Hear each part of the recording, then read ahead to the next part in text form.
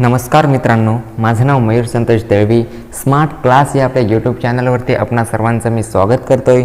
तर लास्ट लेक्चरला आपण application of the uniform circular मोशनचे दोन जे ॲप्लिकेशन होते स्टार्टिंगचे ते आपण कव्हर केलेले आहेत. आय होप तुम्हाला सर्व ते कन्सेप्ट समजलं असेलच. तर आज या लेक्चरच्या थ्रू म्हणजे या लेक्चरच्या मधून आपण बघणार आहोत पुढचे ॲप्लिकेशन, कंटिन्यू लेसन करणार आहोत. बँकिंग ऑफ रोड, परत व्हर्टिकल सर्क्युलर मोशन, अजून कॉन्वेक्स ब्रिजचा कन्सेप्ट, अजून पुढे जे कन्सेप्ट आहेत ते आपण आज या लेक्चरच्या थ्रू म्हणजे या लेक्चरच्या मधून आपण बघणार आहोत, त्याचं डिस्कशन करणार आहोत. तर चला वळूया आपल्या या लेक्चरकडे. तर माझ्या चॅनलचं नाव आहे smart class. Okay, smart class फिजिक्सचा हा आपला सेशन सुरू आहे. Maharashtra board new syllabus 21-22 with previous year related portion म्हणजे 2020-2021 साठी जो कोरोना पॅन्डेमिकमुळे जो डिलेटेड पोर्शन केलेला गव्हर्नमेंटने 25% जो डिलेटेड पोर्शन होता त्याच्या सकट म्हणजे त्याच्यासोबत मी तुम्हाला या सेशनपासून या सेशनच्या थ्रू म्हणजे या चॅनलच्या थ्रू आपल्या सगळं सेशन म्हणजे सगळं सिलेबस मी कव्हर करणार आहे. ओके, थोडक्यात सांगायचं झालं तर सगळं सिलेबस मी कव्हर करणार आहे. तर चॅप्टर नंबर 1 आपला हा रनिंग आहे, रोटेशनल डायनॅमिक्स. ओके, हा आपला पार्ट नंबर 1 आहे. ओके, पार्ट नंबर 1 आहे हा. ओके, काय जर तुम्हाला जर डाऊट आला तर माझी इंस्टाग्राम आय डी आहे मयूर_दळवी_1330 यावर तुम्ही मला मेसेज करू शकता. ओके, तर चला वळूया आपल्या पहिल्या मुद्द्याकडे. आजच्या या सेशनचा पहिला मुद्दा आहे बँकिंग ऑफ रोड. पहिला पॉईंट अँड मोस्ट इम्पॉर्टंट आहे हा. MIQ मोस्ट इम्पॉर्टंट क्वेश्चन आहे हा. ओके, परीक्षेला येण्याचे चान्सेस जास्त आहेत. चान्सेस आर मोस्ट हाय. ओके, चान्सेस आहेत परीक्षेला येण्याचे, कारण की हा जो पॉईंट आहे ना हा खूपच इम्पॉर्टंट आहे असं मला वाटतंय. ओके, तर परीक्षेला येण्याचे चान्सेस खूप आहेत याचे. ओके, तर आता बघूयात याचं कन्सेप्ट एक्झॅक्टली काय. The phenomenon in which the edge of road are raised for curve road above the inner edge to provide necessary centripetal force and balancing centrifugal force to the vehicle so that they take safe turn. This process is nothing but banking of road. Okay, तर मी इथे काय वाचलंय ते तुम्हाला समजलं नसेलच. एवढे जे मी आता वाचून काढलं ते तुम्हाला समजलं नसेल, काही नाही समजलं असेल तर काही घाबरायची गरज नाही आहे. मी फक्त हे रीड केलं आहे. आता मी तुम्हाला समजून सांगतो ह्या डायग्रॅमच्या वरून. ओके, तर आता बघा द फेनॉमेनॉन म्हणजे काय असतं, एखादी प्रोसेस किंवा एखादी method. Okay, phenomenon in which त्याच्यामध्ये काय घडतंय, the edge of road are raised. जो रोडचा एक एज असतो, रोडचा एक जो कोना असतो ना तो काय केला जातो, रेज केला जातो म्हणजे वरती वाढवला जातो. ओके, रेज करणे म्हणजे वरती वाढवणे. ओके, मी या डायग्रामच्या वरून तुम्हाला सांगणारच आहे, तर थोडा वेट करा. Okay, the edge of road are raised. The edge असतो जो रोडचा जो एक कोना असतो म्हणजे एक भाग असतो रोडचा, तो वरती रेज केला जातो फॉर द कर्व रोड. कशासाठी रेज केला जातो, कर्व रोड होण्यासाठी. म्हणजे जो असा कर्व रोड म्हणजे असा थोडासा वळण असतो ना, वळण एक रोडला म्हणजे टर्न घेण्यासाठी, म्हणजे टर्न घेण्यासाठी तो काय केला जातो, रोड थोडासा वरती उचलला जातो, रेज केला जातो. अबाव द इनर एज म्हणजे जो मेन रोड असतो, मेन रोडच्या वरती थोडासा उचलला जातो तो road. Okay, edge of the road. आता पुन्हा सांगतो मी, फेनॉमेनॉन म्हणजे एखादी प्रोसेस इन विच त्याच्यामध्ये काय घडून येतो, जो एज असतो रोडचा तो काय केला जातो, रेज केला जातो. फॉर द कर्व रोड बनण्यासाठी तो एज रेज केला जातो. अबाव द इनर एज म्हणजे जो इनर एज म्हणजे जो मेन रोड असतो त्याच्यावरती रेज केला जातो. काय प्रोव्हाइड करण्यासाठी, नेसेसरी सेंट्रिपिटल फोर्स प्रोव्हाइड करण्यासाठी. म्हणजे ज्या अशा गाड्या इथून टर्न मारतील त्यांचा जो अट्रॅक्शन आहे तो सेंटरकडे जाण्यासाठी, म्हणजे त्यांचा जो अट्रॅक्शन आहे ना त्या व्हेकलचा जो अट्रॅक्शन आहे तो सेंटरकडे जाण्यासाठी, आणि जो बॅलन्स सेंट्रिफ्युगल फोर्स जो आहे तो बॅलन्स करण्यासाठी आपण ही प्रोसेस बँकिंग ऑफ रोडची प्रोसेस रोडवरती अप्लाय करतो. तर सेंट्रिफ्युगल फोर्स बॅलन्स करण्यासाठी म्हणजे एक्झॅक्टली काय, तर सेंट्रिफ्युगल फोर्स म्हणजे काय असतो, अवे फ्रॉम द सेंटर. तो सेंटरकडे ॲक्ट नाही होईल, तो जो फोर्स असतो तो अवे फ्रॉम सेंटरच्या विरुद्ध दिशेने. तर आता समजा इथून जर अशी गाडी आली फास्ट स्पीडमध्ये, जर आपण बँकिंग ऑफ रोडची कन्सेप्ट जर अप्लाय केली नसेल, म्हणजे हा मेन रोडच असेल, तर इथून जेव्हा गाडी अशी फास्ट येते, फास्ट आल्यावर काय होईल, तिथे काय होईल, ती गाडी थ्रूआउट होईल रोडकडे थ्रूआउट होईल. जर आपण बँकिंग ऑफ रोडची कन्सेप्ट जर अप्लाय केली नसेल तिथे तर ओके, ती काय होईल, थ्रूआउट म्हणजे रोडच्या ती बाहेर फेकली जाईल. ओके, इथे काय होईल म्हणजे आपल्याला काय करायचं आहे, या कन्सेप्टच्या वरून आपल्याला काय करायचं आहे, सो बॅलन्स करायचं. सेंट्रिफ्युगल फोर्स म्हणजे जी गाडी थ्रूआउट होते ना बाहेर, जी गाडी बाहेर फेकली जाते तिचं आपल्याला काय करायचं, बॅलन्स करायचं, ती फेकली जाता कामा नये. ओके, ह्या कन्सेप्टच्या वरून आपल्याला हेच करायचं आहे, बॅलन्स सेंट्रिफ्युगल फोर्स बॅलन्स करायचं आहे टू दी व्हेकल, ती व्हेकलवर. Okay, so that they can take safe turn. तेव्हा ती काय करेल, सेफ टर्न घेईल. जेव्हा नेसेसरी सेंट्रिपिटल फोर्स असेल आणि जर सेंट्रिफ्युगल फोर्स जर बॅलन्स होत असेल तर ती गाडी सेफ टर्न घेईल. किती सिंपल आहे. This process is known as banking of road. थोडक्यात सांगायचं झालं तर जो रोड आहे ना, हा मेन रोड समजा, आता इथे बघा मी डायग्रामच्या थ्रू आपल्याला समजवतो.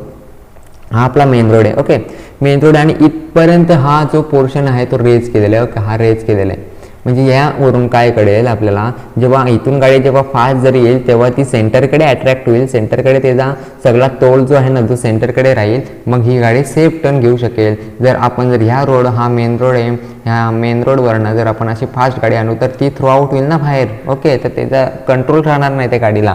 म्हणून आपण ही कन्सेप्ट रोडवरती अप्लाय करतो. जो एज असतो ना रोडचा थोडासा रेज करतो. ओके, वरच्या दिशेला थोडासा तो रोड आहे ना, तो एज रोडचा जो एज आहे तो वरती रेज करतो फॉर दी कर्व रोड बनण्यासाठी, वक्र रोड बनण्यासाठी. ओके, तर आय होप तुम्हाला ही कन्सेप्ट समजली असेल. तर balance centrifugal force, centripetal force provide करण्यासाठी, गाड्यांना जो सेंट्रिपिटल फोर्स प्रोव्हाइड करण्यासाठी आणि सेंट्रिफ्युगल फोर्स बॅलन्स करण्यासाठी. ओके, ही कन्सेप्ट आपण यूज करतो. तर आता बघूयात, जर ही कन्सेप्ट आपल्याला समजली असेल तर आता एक्सप्रेशन पुढे काय दिलेले ते बघूयात आपण. ओके, आता एक्सप्रेशन बघूयात आपण. एक्सप्रेशन एक्झॅक्टली काय दिले आहेत. नाव consider frictional force is not consider but not eliminated. Frictional जो फोर्स आहे ना ह्या कन्सेप्टमध्ये, आता हा इथून स्टार्ट होतो, डेरिवेशन स्टार्ट होतो इथून. ओके, डेरिवेशन इथून स्टार्ट होत आहे. Okay, frictional force is not consider but not eliminate. तो कन्सिडर पण करू नका आणि एलिमिनेट पण करू नका. जो फ्रिक्शनल फोर्स आहे ना त्याचा विचारच सध्या करू नका. ओके, असं इथे बोललेले आहेत. ते कन्सिडर पण करू नका आणि त्याचा विचारही करू नका. तर आता बघूयात, आता त्याचं मी काय बोललेलं आहे, ते कन्सिडर पण करायचं नाही आणि त्याचा विचारही करायचा नाही आपल्याला. ओके, तर आता वळूया पुढच्या कन्सेप्टकडे. पुढची कन्सेप्ट काय आपली, force acting on a car. आता ही एक डायग्राम दिलेली आहे, ही आणि ती डायग्राम मगाशी दाखवली ती सेम आहे, फक्त ही फिजिक्सचा यूज करून ही डायग्राम यूज केलेली इथे काढलेली आहे. हा आपला मेन रोड आहे, हा मेन रोड आहे, त्याच्यावरती हा रोड काय केलेला आहे, रेज केलेला आहे. असा हा रोड वरती रेज केला आहे. ओके, किती अँगलने तो रेज केला आहे, तर आपण सम अँगल थिटा ओके इथे यूज केला. जर आपण अशी हा स्लोप झाला ना, मग स्लोपवर अशी गाडी चाललेली असेल तर तिचा डायरेक्शन कशी थोडीशी वाकडी असेल ना, ती गाडी वाकडी अशी म्हणजे वाकडी चाललेली असेल, अशी सरळ तर नसणार आहे ती गाडी, कारण की आपण स्लोपवर एका धशीवर चालतोय. ओके, तर मग आता बघा पुढे इथे एन कुठे अप्लाय होईल. आता एन तुम्ही बोलाल इथे का नाही अप्लाय केला, एन आपला इथे पाहिजे होता, तर इथे का नाही अप्लाय केला. तर बाळा इथे काय होतं, आता बघा तुम्हाला सांगतो मी. आता जे इथे आहे ना, आता इथे अशी गाडी कशी चाललेली, वाकडी चाललेली आहे, तर डायरेक्शन कुठे असेल, तर ड्रायव्हरच्या हेडची डायरेक्शन अशी असणार आहे ना, थोडी अशी असणार आहे, अशी नसणार आहे. ड्रायव्हरची जे ड्रायव्हर असतो त्याच्या हेडची डायरेक्शन ही कशी असेल, असा हेड असेल त्याचा, इथे डायरेक्शन असेल त्याची. म्हणून मी एन कुठे अप्लाय केला, इथे अप्लाय केला असा. आणि ऑलरेडी लास्ट लेक्चरला म्हणजे याचा जो पहिला लेक्चर होता त्याच्यावर मी तुम्हाला सांगितलेलंच होतं, तर बघू ते त्याच्यावर तुम्हाला मी सांगितलेलं का एनची डायरेक्शन कुठे असते, जिथे हेडची जिथे डायरेक्शन असते ना तिथेच एन आपल्याला अप्लाय करायचा असतो. तर आता हेडची डायरेक्शन इथे अशी आहे, हेडची डायरेक्शन थोडीशी क्रॉस आहे, म्हणून इथे मी एन असा अप्लाय केला. तर आता इथे एन कॉस थिटा तुम्ही बोलाल, एन कॉस थिटा ना एन साइन थिटा हा अप्लाय कुठून केला, तर मी तुम्हाला एक कन्सेप्ट इथे सांगतो, रिझॉल्युशनची एक कन्सेप्ट आहे, रिझॉल्व कसं करायचं. ओके, तर रिझॉल्व कसं करायचं ते बघूयात आपण. समजा हाच एक्झाम्पल घेतो मी, असा आहे ना, असा एन आहे इथं. तर आपल्याला जास्त मी डीप नाही घेत, तर मी थोडक्यात सांगतो. जेव्हा रिझॉल्व जर आपल्याला करायचं असेल, असं इथं अँगल सम असेल, तर जेव्हा आपल्याला रिझॉल्व जर करायचं असेल तर एन आहे इथं, जो मध्ये जो असतो ना तो आपल्याला इथे पण लिहायचा असतो, दोन्ही ठिकाणी आपल्याला लिहायचा असतो. आणि फक्त वरती काय लावायचं, कॉस थिटा, आणि खाली काय लावायचं असतं, साइन थिटा. ओके, वरच्या डायरेक्शनला कॉस थिटा लावायचा आणि खालच्या डायरेक्शनला साइन थिटा. तर हे इथे अप्लाय केलेलं आहे का बघा जरा. एन कॉस थिटा आणि एन साइन थिटा वरती आणि खाली मी दोन्ही ठिकाणी अप्लाय केला आहे. तर आता बघा पुढे, force acting on a car. हे जी व्हेकल आहे त्याच्यावर कोणकोणते फोर्स ॲक्ट होतात, तर ही जी व्हेकल आहे त्याच्यावरती हा नॉर्मल रिॲक्शन हा हेडच्या डायरेक्शनकडे गेला, हा एन साइन थिटा हा कुठे गेला, अपोजिट म्हणजे सेंटरच्या इक्वल तो राहील, आणि एन कॉस थिटा हा बॅलन्स कशाला करेल, वेट एम जीला तो बॅलन्स करेल. ओके, तर आता पुढची कन्सेप्ट वेट एम जी. मी इथे जे आता तुम्हाला सांगितलं तेच तुम्ही इथे मी वर्डिंगमध्ये लिहिलेलं आहे. Weight m g vertically downward नेहमी ॲक्ट होतो. व्हर्टिकली डाऊनवर्ड, व्हर्टिकल म्हणजे अशी उभी आणि हॉरिझॉन्टल म्हणजे अशी आडवी लाईन. ओके, तर व्हर्टिकली तो डाऊनवर्ड होतो weight m g. Normal reaction कुठे, जिथे हेडची डायरेक्शन असते ड्रायव्हरच्या तिथे आपण नॉर्मल रिॲक्शन अप्लाय करतो. ओके, तर हेडची डायरेक्शन कुठे आहे, अशी हेडची डायरेक्शन इकडे, म्हणून नॉर्मल रिॲक्शन अशी अप्लाय केली. नॉर्मल रिॲक्शन ती जर खाली जर आपण एक्सटेंड केली, जर अशी अशी एक्सटेंड केली तर ती रोडला काय परपेंडिक्युलर आहे. ओके, ही नॉर्मल रिॲक्शन हेडची डायरेक्शन जिथे असते तिथे अप्लाय करायची असते. हे तुम्हाला कोणीही सांगणार नाही. मी जसा अभ्यास केलेला तसं त्याच्यावरून हा निष्कर्ष निघाला आहे की हेडची जिथे डायरेक्शन आहे तिथेच आपण नॉर्मल रिॲक्शन अप्लाय करतो. ओके, हे तुम्हाला कोणीही सांगू शकणार नाही. ओके, तर हे नॉर्मल रिॲक्शन खाली जर एक्सटेंड केली तर आपण इथे काय परपेंडिक्युलर टू द रोडला ते काय होईल, परपेंडिक्युलर होईल. ओके, तर आता बघा इथे मी काय लिहिलं आहे, perpendicular to the road. Okay, normal reaction कुठे, perpendicular to the road. N cos theta balance कोणाला करतोय, वेट एम जी. तर ते कसं काय समजलं, तर अपोजिट डायरेक्शनला आहेत, मॅग्निट्यूड सेम आहे म्हणून आपण इक्वल लिहू शकतो का, तर मी इथे इक्वल लिहिलेलं आहे. ओके, ते नंतर मी सांगतोय. इथे अपोजिट डायरेक्शनला आहेत म्हणून मग ते काय केलं, बॅलन्स केलं, एकमेकांना ते बॅलन्स करतात. Okay, n cos theta balance weight m g. जेव्हा असे अपोजिट डायरेक्शनला कोणतेही दोन म्हणजे फंक्शन जर आपल्याला दिसतील तर ते बॅलन्स असं आपण लिहू शकतो. ओके, एन साइन थिटा कोणाला बॅलन्स करतो, रिझल्टंट फोर्स. मी पहिल्याच लेक्चरला म्हणजे सेकंड पार्टमध्ये तुम्हाला सांगितलेलं आहे रिझल्टंट फोर्स.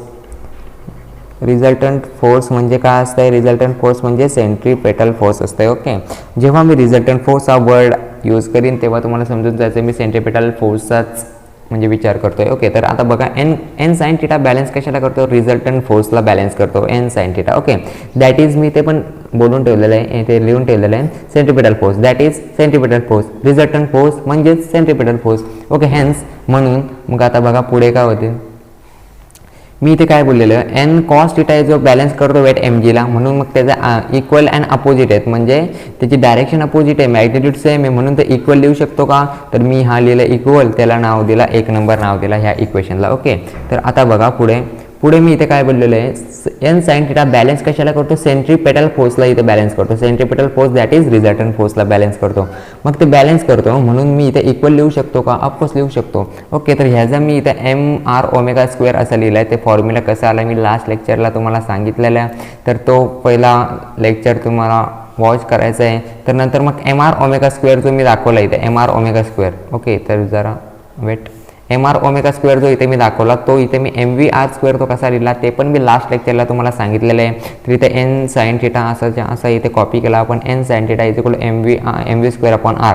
ओके, तर हा ह्याला इक्वेशन नंबर आपण 2 नाव दिला. ओके, तर आता बघूयात पुढे, डिवाइड इक्वेशन 2, डिवाइड इक्वेशन इथे 2 आणि 1 आहे असं आहे. Okay, divide equation 2/1. ओके, असं आहे. ओके, डिवाइड इक्वेशन जर 2 आहे, डिवाइड इक्वेशन 2/1, जो इक्वेशन 2 आहे त्याला 1 ने डिवाइड करायचं आहे. तर इक्वेशन 2 काय आहे, n sign theta is equal to mv²/r. आणि इक्वेशन जो 1 इक्वेशन नंबर काय आहे, 1 इक्वेशन आपला काय आहे, आता इथे बघूयात, इथे 1 equation number n cos theta is equal to mj. Okay, तर आपण मी एकाखाली एक लिहिलं आहे का इथे जरा बघा, इथे n sign theta is equal to mv²/r आणि आपण त्याच्या mj. ओके, तर आत्ता बघा मी इथे सॉल्व करून दाखवतो पूर्ण तुम्हाला. ह्याचा आन्सर डायरेक्टली हा आन्सर आहे, काय ह्याचा आन्सर हा आहे. तर आता हा आन्सर आला कसा, तर ते आपण मी तुला सॉल्व करून दाखवतो आहे. N sign theta upon n cos theta okay is equal to mv²/r upon mg. याच्या खाली काय नाही म्हणजे 1. ओके, तर आता जो इथे एन आहे आणि n get cancel. Okay, sine theta upon cos theta, tan theta is equal to काय असतो, sine theta upon cos theta. हा फॉर्म्युला आहे. ऑलरेडी मी ट्रिग्नोमेट्रीची पण एक व्हिडिओ अपलोड केलेली आहे हिंदीमध्ये, ते जाऊन तुम्ही वॉच करू शकता. ओके, तर n sign theta upon n cos theta. Okay, तर n sign theta upon n cos theta मधला जो एन तो कॅन्सल झाला आणि टॅन थिटाची व्हॅल्यू जी आली आपली sign theta upon cos theta. Sign theta upon cos theta जागी मी टॅन थिटा लिहू शकतो का, ऑफकोर्स लिहू शकतो. तर आता इथे बघा mv²/r, इथे जो डिनॉमिनेटरमध्ये जेवढा पार्ट आहे तो आपल्याला न्यूमरेटरमध्ये घेऊन जायचं आहे. तर आपण मल्टिप्लिकेशन करून जो डिनॉमिनेटरमध्ये असतो, इथे डिनॉमिनेटरमध्ये काय 1 आहे, तो 1 आपण न्यूमरेटरला लिहितो आणि जो न्यूमरेटरला असतो तो डिनॉमिनेटरला लिहितो. ऑलरेडी हे 9th 8th म्हणजेच 7वी 8वीला तुम्ही शिकलेले तर आहातच. ओके, तर बघा आता पुढे काय होईल, mv² मल्टिप्लिकेशन 1मध्ये केलं तर काय होईल, mv² राहील. ओके, mv² राहील आणि आर एम जी. ओके, आरचं मल्टिप्लिकेशन एम जीमध्ये केलं तर आर एम जी होईल. ओके, तर वरती एम आहे खाली पण एम आहे, तर गेट कॅन्सल होतील. तर इथं राहिला काय v square upon r g राहिला फक्त. आणि इथला आपला आहे तो टॅन थिटा मी इथे जसा तसा कॉपी केला. ओके, तर tan theta is equal to v square upon r g. आणि हा आन्सर मॅच होते का जरा बघा. Tan theta is equal to v square upon r g of course match होते. तर हा आपला जो मी इथे सोल्युशन इथे तुम्हाला सॉल्व करून दाखवला, याच्या डायरेक्ट तुम्हाला बुकमध्ये खूप जम्बलिंग होईल, कारण की ह्याच्या डायरेक्ट नंतर मग ही स्टेप दिलेली आहे, म्हणजे ही स्टेप्स मधले स्किप केलेले आहेत बुकवाल्यांनी. ओके, तर मी इथे सगळे तुम्हाला सॉल्व करून दाखवलं आहे कसं कसं काय आलं, कुठे कॅन्सल झालं आहे. टॅन थिटाचा फॉर्म्युला ऑलरेडी इथे लिहून ठेवलेला आहे. तर तुम्हाला आय होप तुम्हाला ही कन्सेप्ट समजलीच असेल. तर वळूया पुढच्या केसेस, इम्पॉर्टंटच्या केसेस आहेत, फक्त आपल्याला लक्षात ठेवायचे कसं आलं त्या. आता हे जो फॉर्म्युला आहे ना, tan theta is equal to v square upon r g. Tan theta is equal to v square upon r g हा आपल्याला पार्ट करून ठेवायचा आहे, म्हणजे लर्न करून ठेवायचं आहे. Tan theta is equal to v square upon r g, tan theta is equal to v square upon r g, tan theta is equal to v square upon r g. Okay, तर चला learn झाला असेल. Okay, तर आता बघूयात इथे cases. First केस काय आहे आपली, फर्स्ट केस आहे मोस्ट सेफ स्पीड आपल्याला फाइंड करायचं आहे. जेव्हा सेफ स्पीडचा आपल्याला विचारला असेल तर आपण व्हीचा विचार करू, म्हणजे व्ही आपल्याला फाइंड करायचे हा आपल्याला लक्षात आलं पाहिजे. तर आता बघा इथे मी जो फॉर्म्युला आहे तो लिहून ठेवला आहे का, tan theta is equal to v square upon r g. तर आता ह्याच्यानंतर काय आहे मी इथे सॉल्व करून दाखवतो. Tan theta is equal to v square upon r g. Okay, v square upon r g. तर आता बघा जो आर जी आहे हा मी इथे क्रॉस मल्टिप्लिकेशन जर केला तर इथे काय नाही म्हणजे 1. ओके, इथे काय नाही म्हणजे 1 असतं. व्ही स्क्वेअरचं मल्टिप्लिकेशन 1मध्ये केला तर व्ही स्क्वेअरच राहील. ओके, आर जी आणि टॅन थिटाचं मल्टिप्लिकेशन केला तर आर जी टॅन थिटा होईल. ओके, तर आता बोलूया पुढे v square is equal to r g tan theta. तर आता आपल्याला हा स्क्वेअर घालवायचा आहे. हा स्क्वेअर घालवायचा असेल तर काय मी मागच्या लेक्चरमध्ये सांगितलं, ह्याला पुढच्या जी टर्म आहे त्याला रूटमध्ये ठेवायला लागतो. ओके, तर मी इथे ठेवला रूटमध्ये, तर हा स्क्वेअर आपला गायब झाला. तर हा आन्सर आणि इथे मी हा आन्सर मॅच आहे का जरा बघा, दोन आन्सर मॅच आहेत का, ऑफकोर्स मॅच आहेत. तर मी इथं तिचं सोल्युशन इथे काढून दाखवलं. आय होप तुम्हाला समजलं असणारच आहे. किती सिम्पल आहेत सोल्युशन. आता इथे बघा पुढची एक केसेस आहे बँकिंग अँगल. बँकिंग अँगलमध्ये पण तोच फॉर्म्युला मी इथे कॉपी केला. ओके, तर tan theta is equal to v square upon r g. तर आता वळूया पुढे. आता याचं आपल्याला बँकिंग अँगल फाइंड करायचं आहे. बँकिंग अँगल म्हणजे थिटा आपल्याला फाइंड करायचं आहे. तर आता इथे मी डबल सोल्युशन इथे तुम्हाला करून दाखवतो. Tan theta is equal to v square upon r g. आपल्याला थिटा फाइंड करायचं आहे, तर थिटा आहे तसाच ठेवायचा. हा टॅन आहे तर तिकडे इक्वल टूच्या इकडे गेल्यावर टॅन इन्व्हर्स होणार. टॅन इन्व्हर्स मी केला v square upon r g. Okay, तर हा आन्सर आणि हा आन्सर मॅच होतोय का बघा जरा. ओके, ऑफकोर्स मॅच होत आहे. तर हा आपला सोल्युशन तुम्हाला समजलं असेल. सोल्युशन किती सिम्पल आहे, फक्त आपल्याला क्वेश्चनमध्ये काय दिलं आहे ते आपल्याला बघायचं आहे. इथे बँकिंग अँगल आपल्याला फाइंड करायला सांगितलं. अँगल म्हणजे थिटा, आणि जिथे मगाशी काय फाइंड करायला सांगितलेले, स्पीड फाइंड करायला सांगितले. स्पीड म्हणजे व्हेलॉसिटी. ओके, तर आता बघा स्पीड लिमिट थर्ड केस आपली आहे. इथे फक्त दोन फॉर्म्युले आहेत, ते फक्त आपल्याला लक्षात ठेवायचं आहे. जेव्हा न्यूमेरिकल्स आपण सॉल्व करू तेव्हा आपल्याला ते यूज होतील. ओके, त्याचा आपल्याला यूज होईल. आता बघा इथे व्ही मिनिमम म्हणजे for minimum possible speed. For minimum possible स्पीडसाठी हा फॉर्म्युला आहे, फॉर मिनिमम पॉसिबल स्पीडसाठी. ओके, व्ही मिनिममचा फॉर्म्युला काय येईल, अंडर रूटमध्ये r g in bracket tan theta minus mu s upon 1 plus mu s tan theta. मी इथे आता तुम्हाला काहीच करू शकत नाही, कारण की हे तुम्हाला लर्न करायला लागेल पूर्ण. ओके, पाठ करायला लागणार आहे. तर व्ही मिनिमम मी फक्त साईनचं कसं आहे ते सांगतो. साईन म्हणजे कुठे कुठे निगेटिव्ह, कुठे कुठे प्लस असं सांगतो मी. व्ही मिनिमम जेव्हा बोललोय ना, तेव्हा वरती आपल्याला निगेटिव्ह साईन आपल्याला अटॅच करायचं आहे आणि खाली आपल्याला त्याचा अपोजिट प्लस साईन अटॅच करायचं आहे. आणि ॲट द कंडिशन ऑफ मॅक्झिममसाठी कंडिशन जेव्हा असेल तेव्हा आपल्याला काय आहे, वरती प्लस साईन अटॅच करायचं आहे आणि निगेटिव्ह साईन त्याचे अपोजिट साईन खाली अटॅच करायचं. आणि जो r g tan theta mu s आहे तसाच फक्त साईन चेंज करायचे आहेत. तर तुम्हाला समजलंच असणार आहे. तर वळूया पुढच्या कन्सेप्टकडे. पुढची मेन कन्सेप्ट आहे कोनिकल पेंड्युलम. ही पण IMP कन्सेप्ट आहे. ओके, तर मी इथे तुम्हाला त्याची आधी डायग्राम समजवतो. ओके, डायग्राम समजून सांगतो. तर आता बघा, consider b is the bob. म्हणजे आता इथे मी तुम्हाला थोडक्यात सांगतो. हा आपला समजा एक काहीतरी सपोर्टर समजा सपोर्ट आहे हा, म्हणजे एक वॉल किंवा मिरर तुम्ही घेऊ शकता. ओके, सपोर्ट हा एक सपोर्ट आहे. हा आपला इथे काय आहे, स्ट्रिंग आपण एक अटॅच केलेली आणि त्या स्ट्रिंगला इथे बांधलेला आहे आपण खडा किंवा एक दगड आपण बांधलेलं आहे. ते असं आपण असं इथे रिव्हॉल्व करायला घेतलं आहे, तर मग असं ते रिव्हॉल्व होणार. ओके, ते सर्कलमध्ये कोनिकल पेंड्युलम आहे. ओके, तर इथं आपण असं सर्कलमध्ये असं ते रिव्हॉल्व होणार. ओके, बरोबर. तर आता बघा आता या डायग्रामवरूनच सांगतो तुम्हाला. जरा वेट सगळी मी इंकिंग पूर्ण डाऊन करतो. ओके, ही गेली आपली इंक. तर आता बघा इथे मी काय सांगितलेलं आहे, हा एक आपला समजा प्लेन मिरर हा सपोर्ट करतो आहे या रिंगला. ओके, हा सपोर्ट करतो आहे.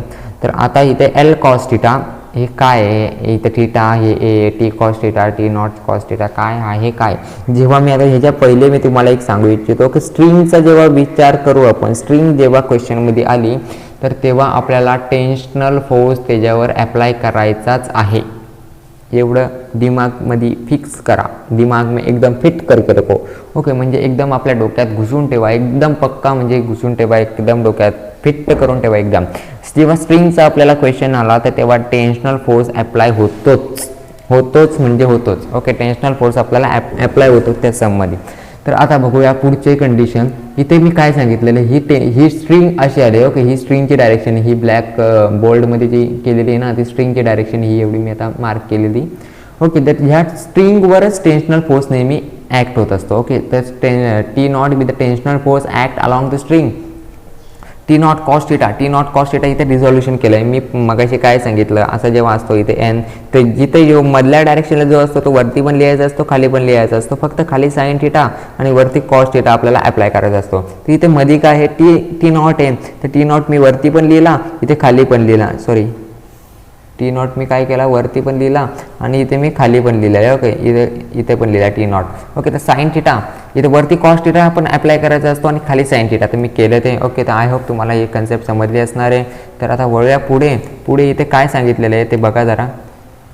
एवढं मी इथे टेन्शनल फोर्स इथे अलॉंग द स्ट्रिंग, इथं t cos theta t nought sine theta आपल्याला. आणि बी हा जो आहे ना, बी म्हणजे हा बॉब म्हणजे एक काय समजा खडा घ्या किंवा काही तुम्ही यू कॅन म्हणजे काही घेऊ शकता. ओके, तर आता पुढे हा येतो सेंटर आहे. ओके, हा येतो सेंटर, हा सेंटर आहे. Weight m g always downward act होतो. किती वेळा सांगू मी, आता थकलो सांगून तुम्हाला. आय होप तुम्हाला सगळं कन्सेप्ट एक क्लिअर झाला असेल. वेट कुठे असतो, एन कुठे असतो, एनचे डायरेक्शन कुठे असते ते तुम्हाला सगळं समजलंच असणार आहे. तर हा थिटा. ओके, हा मेन लाईनला असा होता, म्हणजे आपला आधी जो स्ट्रिंग होती ती अशी होती, एकदम स्ट्रेट होती. जेव्हा आपण रिव्हॉल्व करायला म्हणजे फिरवायला स्टार्ट केली तेव्हा हा इथपर्यंत गेली. इथपर्यंत गेल्यावर एक सर्कल असा परफॉर्म केला तिने. तर सर्कल परफॉर्म केला तर याच्यामधला जो अँगल असतो तो थिटा. ओके, थिटा आपण हा अँगल घेतला तर इथला जो डिस्टन्स असतो, एवढा जो डिस्टन्स असतो त्याची रॅडियस जी असते ती किती असते, रॅडियस जी असते इथे आपण साईन थिटाने आपण डिनोट केलं आहे, t nought sine theta. But इथे काय आहे, इथे एल कॉस थिटा त्याची हाईट आपण डिनोट केले एलने. तर आपण त्याची रॅडियस कशाने डिनोट करू, रॅडियस एल साईन थिटाने डिनोट करू ना, कारण की इथे एल आपण हाईटने डिनोट केले, एल म्हणजे त्याची लेंथ. ओके, तर एवढी इथपर्यंत जो डिस्टन्स आहे त्याला एल आपण अटॅच करायचा आणि इथे काय दिलेलं आहे साईन थिटा, तर म्हणून इथे साईन थिटा आपण अटॅच केला. ओके, तर आर म्हणजे रॅडियस किती राहील त्याची एल साईन थिटा, ते मी पुढे दिलेलंच आहे. इथे सेंटर आपल्याला हे जे मी आता इथे सांगितलं तेच मी इथे वर्डिंगमध्ये लिहिलेलं आहे. तर कन्सिडर आता बघूयात कन्सिडरमध्ये काय लिहिलं आहे. B is bob, b is एक बॉब आहे. हॅविंग पॉईंटलेस मास, त्याला कोणताही मास नाही आहे, पॉईंटलेस मास आहे. Okay, connected with the inextensible string having length l. या स्ट्रिंगची जी लेंथ आहे ती काय एल आहे. ओके, या स्ट्रिंगची जी लेंथ आहे ना ती एल आहे. मी ऑलरेडी तुम्हाला बोललेलो आहे, हाईट म्हणजे त्याची लेंथ झाली ना, ती लेंथ किती आहे एल. समजा असं कन्सिडर करायला सांगितलेलं आपला, म्हणजे आपल्याला ते कन्सिडर करायला सांगितलं आहे की लेंथ जी आहे ती स्ट्रिंगची किती एल आहे. The force acting on a Bob, हा जो बॉब आहे ना, हा जो बॉब आहे इथे ह्याच्यावर कोणकोणते फोर्स ॲक्ट होतात ते आता बघूयात. इथे वेट एम जी हा व्हर्टिकल डाऊनवर्ड, ऑलवेज व्हर्टिकल डाऊनवर्डच असणार आहे. तो ग्रॅव्हिटी म्हणजे towards the centre of the अर्थकडेच असतो वेट एम जी, ऑलवेज तुम्हाला लक्षात ठेवायचं आहे. Theta with the angle made by the string, ही जी स्ट्रिंग आहे ना, मी काय बोललेलं, ही आधी स्ट्रिंग आपली स्टेबल होती. जेव्हा आपण ही स्टेबल स्ट्रिंग जेव्हा आपण तिला रिव्हॉल्व करायला स्टार्ट केलं तर ती इथपर्यंत गेली, एक सर्कल परफॉर्म होऊन इथपर्यंत आली. तर इथं आपण तिचा एक समजा पिक्चर असा शूट केला, म्हणजे एक फोटो काढला तिचा, असं समजावं का, समजा असं. तर मग इथे जे आली ना, तर ह्याच्यामधला जो अँगल जो झाला तो काय झाला, थिटा झाला. तर मी इथे काय बोललेलं आहे, theta with the angle made by the string. जो अँगल बनवलेला आहे मेड बाय स्ट्रिंग म्हणजे जी स्ट्रिंग आहे ती दोरी आहे तिने तो अँगल बनवलेला आहे. ओके, तर आता बघा t naught with the tension directed along the string. Already मी तुम्हाला बोललेलो, जेव्हा स्ट्रिंगचा जेव्हा प्रश्न येतो तेव्हा टेन्शनल फोर्स ॲक्ट होतो आणि टेन्शनल फोर्स हा स्ट्रिंगवरच ॲक्ट होतो. ही स्ट्रिंग आहे आपली, तर इथं टेन्शनल फोर्स अलॉंग म्हणजे त्या स्ट्रिंगच्याच सोबत तो टेन्शनल फोर्स ॲक्ट होतो आहे. ओके, तर टी नॉट कॉस थिटा, हा T not cos theta opposite कोणावर आहे, एम जीवर आहे, म्हणून तो बॅलन्स करू शकतो का? ऑफकोर्स करू शकतो. टी नॉट कॉस थिटा हा व्हर्टिकल कंपोनेंट आहे, म्हणजे तो वरती जातो आहे ना, व्हर्टिकल म्हणजे वरती, हॉरिझॉन्टल म्हणजे आडवा. ओके, तर इथं व्हर्टिकल कंपोनेंट आहे, बॅलन्स कशाला करतो? वेट एम जीला तो बॅलन्स करतोय. ओके, तर टी नॉट साइन थिटा आहे तो काय करतो? हॉरिझॉन्टल कंपोनेंट आहे, हॉरिझॉन्टल कंपोनेंट तो बॅलन्स कशाला करतो? रिझल्टंट फोर्सला, सेंटरकडे जातोय ना, म्हणजे तो बॅलन्स करतो रिझल्टंट फोर्सला, सेंट्रिपिटल फोर्सकडे जातोय, म्हणून तो सेंट्रिपिटल फोर्सला तो बॅलन्स करतो, सेंटरकडे जातोय म्हणून. तर आता बघूया पुढे.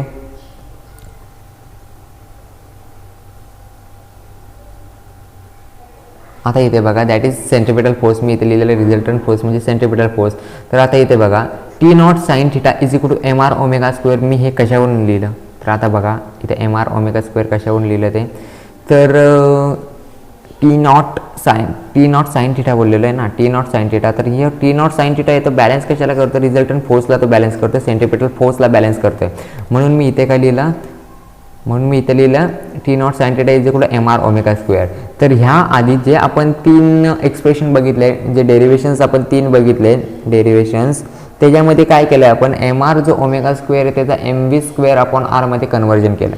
बट इथे आपल्याला तसं करायचं नाही, कारण की ह्या कन्सेप्टमध्ये जी ही कोनिकल पेंड्युलममध्ये आहेत, हे एक नोट डाऊन करून ठेवा. हा मी आता जे लिहितो तिथे, ते फर्स्ट स्टेप आपल्याला काय करायचे? फर्स्ट स्टेपमध्ये आपल्याला काय करायचं आहे? ओमेगा काढायचं आहे, आणि सेकंड स्टेपमध्ये आपल्याला त्याचा टाईम पिरियड ऑफ रिव्हॉल्युशन काढायचं आहे, म्हणजे टी काढायचं आहे. फर्स्टमध्ये ओमेगा म्हणजे अँग्युलर व्हेलॉसिटी, आणि सेकंड स्टेपमध्ये आपल्याला टाईम पिरियड आपल्याला काढायचं आहे. ओके, तर इथं ऑलरेडी आपल्याला ओमेगा काढायचं आहे, म्हणजे इथे ऑलरेडी ओमेगा आहे, तर त्याचा आपल्याला व्ही स्क्वेअरमध्ये कन्वर्जन करायची काहीच गरज नाही आहे. ओके, तर तुम्हाला समजलं असेल. तर आता वळूया आपण पुढे. टी नॉट साइन थिटा आहे तो एम आर ओमेगा स्क्वेअरला बॅलन्स करतोय, तो एम आर ओमेगा स्क्वेअर जसा तसाच ठेवायचा आहे, जर एम व्ही स्क्वेअर आपण आरमध्ये कन्वर्जन करायचं नाही आहे आपल्याला.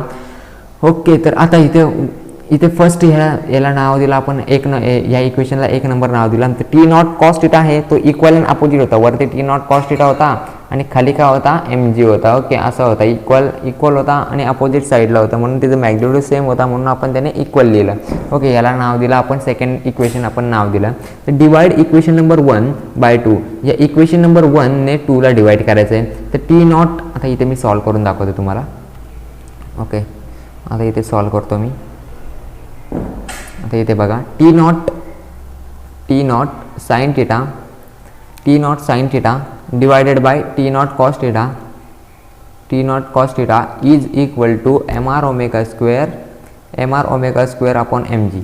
ओके, तर टी नॉट गेट कॅन्सल होतील, इथे एम आणि हा पण एम कॅन्सल होईल. ओके, तर इथे आता राहिलं काय? ते मी इथे लिहितो, sin theta upon cos theta is equal to r omega square upon g राहील. ओके, तर आता ही स्टेप इथे सिमिलर आहे का बघा जरा, R omega square upon g of course similar आहे, फक्त मी स्लॅश देऊन इथे काढलेले आहे. आपल्याला ते ऑलरेडी असतंय कसा, असं डिनॉमिनेटरमध्ये लिहायचं असते. ओके, तर इथे आता बघा, इथे g sin theta into r omega square cos theta, आपण याचं करू क्रॉस मल्टिप्लिकेशन.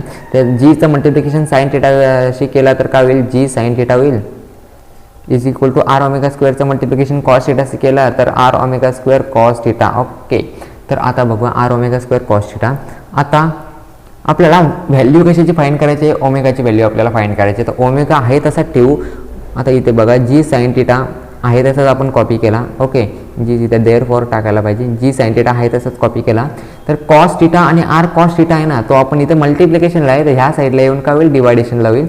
तर आपण इथे केला आर कॉस थिटा. ओके, आणि इक्वल टू मी इकडे लिहितो omega square. Okay, omega square ह्या साईडला राहिलेलं ना, मी फक्त ते ह्या साईडला लिहिलं. तर ही स्टेप आणि ही स्टेप जरा सेम आहे का बघा. Omega square is equal to g sin theta slash म्हणजे डिनॉमिनेटरमध्ये upon r cos theta. Okay, ही स्टेप आणि ही स्टेप सेम आहे. तर आपल्याला हा स्क्वेअर आहे तो घालवायचा आहे, तर त्याच्यासाठी काय करावे लागेल? तर त्याला दुसऱ्या टर्मला आपल्याला कशात ठेवायला लागेल? रूटमध्ये ठेवायला लागेल.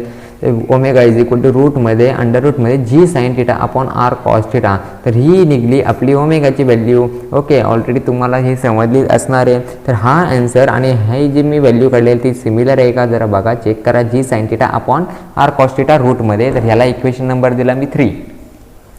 तर आता हे तुम्हाला समजलं असेल तर एक नोट डाऊन करून ठेवा, कुठेतरी स्क्रीनशॉट मारून घ्या लगेच. ओके, मी करतो आता, डिलीट करतो हे सगळं. ओके, तर आता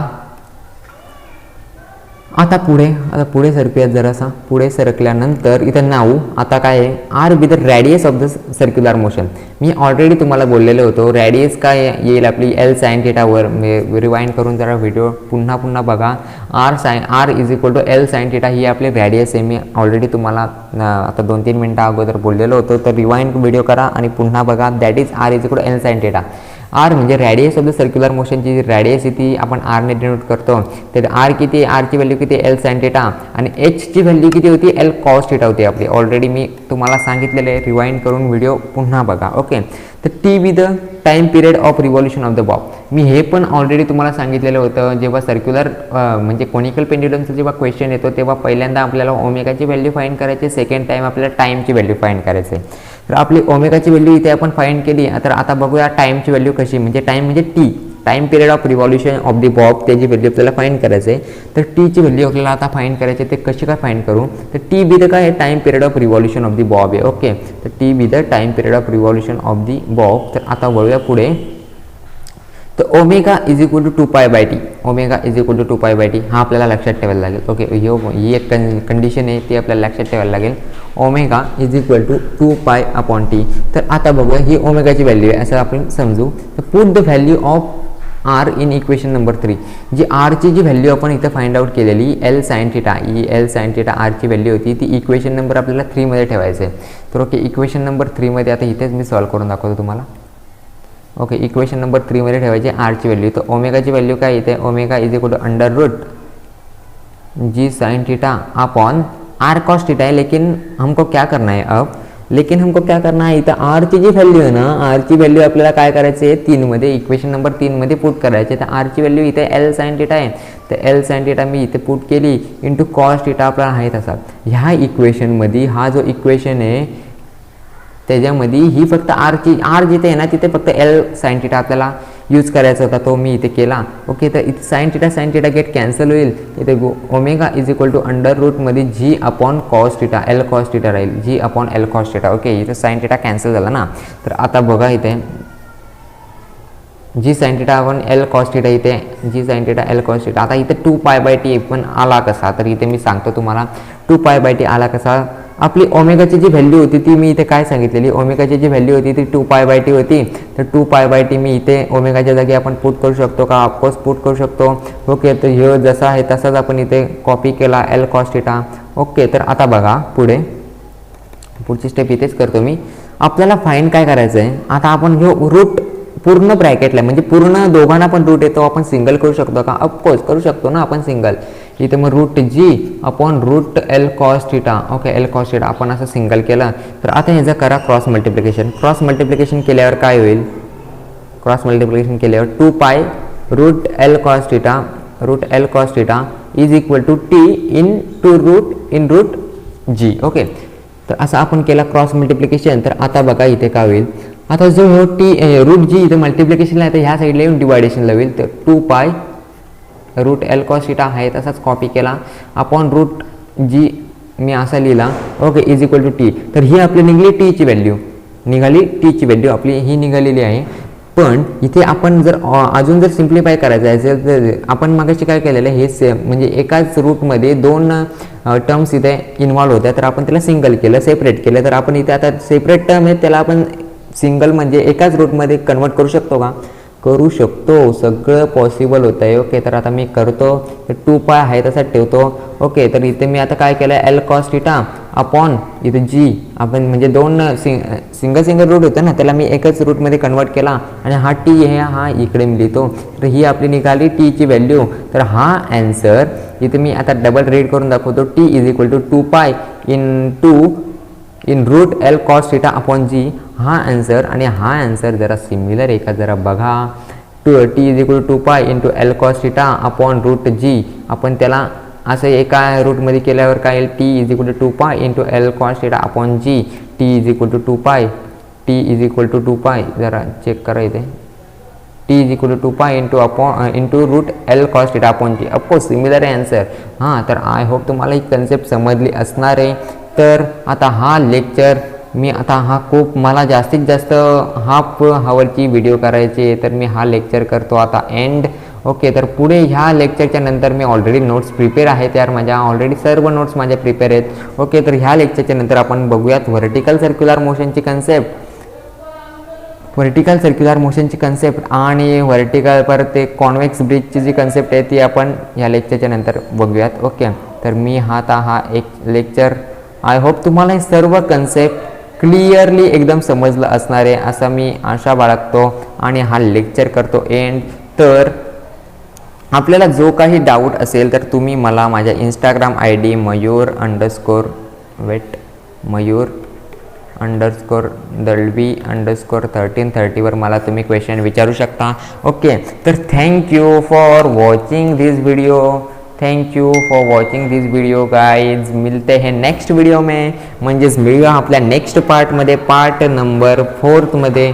मी जास्तीत जास्त हाफ आवरची व्हिडिओ देण्याचा प्रयत्न करेन, कारण की कंटाळतात मुले, मला पण माहीत आहे, कारण की मी पण कंटाळायचो, मी पण एक माणूसच आहे, मी काही कम्प्युटर थोडा आहे. ओके, तर मी पण कंटाळायचो, जेमतेम मी 1 तास बसायचो, पण मी व्हिडिओ करतोय आता अर्ध्या तासाची, तर पार्ट थोडे वाढतील, म्हणजे 4 पार्ट जिथे व्हायचे तिथे 6 पार्ट होतील, तर काही हरकत नाही आहे. ओके, तर मी तुमचं लेसन कवर करण्याचं म्हणजे ट्राय करेन, मी व्हिडिओ अपलोड करून ठेवीन, ते तुमच्यावर कधी